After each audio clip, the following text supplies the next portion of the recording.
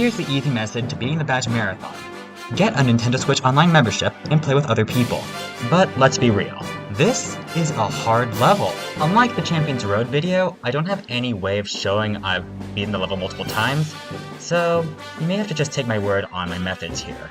Before I get into the video, first you'll want to practice using the invisibility badge. Not having the ability to see your player in the last section of this level will make it incredibly frustrating.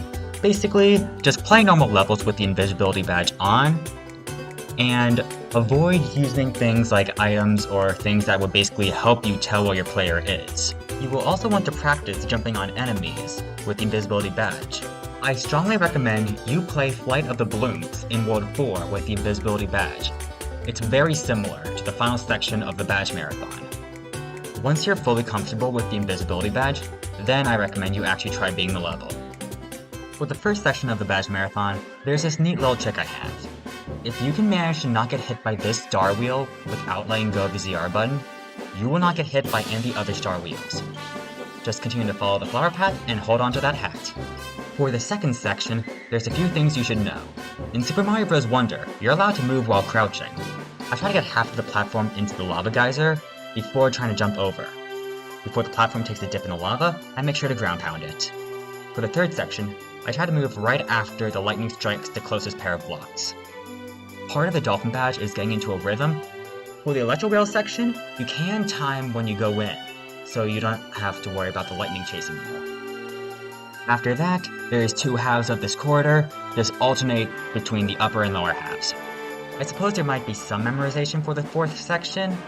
However, instead, I would just crouch whenever you're on the ground.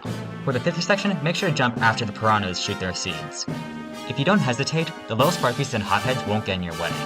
The sixth section, I find genuinely hard. Part of my advice would simply be to time the first two big wheels so you don't get in their way. After that, just go momentum and move fast without interacting with the fire bars. For the second section, timing is even more difficult. I would just damage boost it and just don't worry about it. There's a checkpoint right after this. For the seventh section, you want to jump right after the coin trail ends for the first two coin trails. After that, you should keep running and land on a missile meg. The missile meg will give you momentum. After you're done running on it, jump. For the final part, jump whenever you touch a flower bud. For the eighth section, if you keep running, the spike blocks won't get in your way. My best advice for the ninth section is to take your time. It's also important to know whenever you use the grappling vine, you will be taken to the same elevation as when you press that button. For the second part, move when the fire blocks turn off. And here's the final section. Hopefully you trained with the invisibility badge before doing this level. Otherwise, you're probably going to waste at least 40 minutes trying to beat this level. While the level provides you a lot of clouds, it's not going to be enough for you to tell where you're moving whenever you're trying to jump on a bloom. After you're done with the bloom block, congratulations, you've cleared the badge marathon.